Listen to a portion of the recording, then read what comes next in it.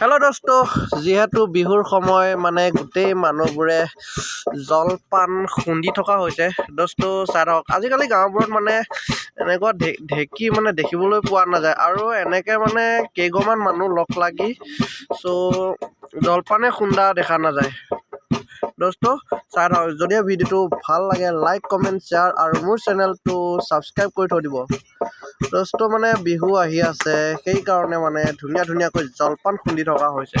আৰু এয়া দোস্ত চাই থাকক, লোকেল চাউলৰ জলপান মানে, আৰু খুন্দি আছে আৰু লাহে লাহে। দোস্ত চাই থাকক, এয়া আমাৰ অল ফেমিলি চাই থাকক, মানে অল ফেমিলি ঢেঁকী মাৰি আছে। চাই থাকক দোস্ত।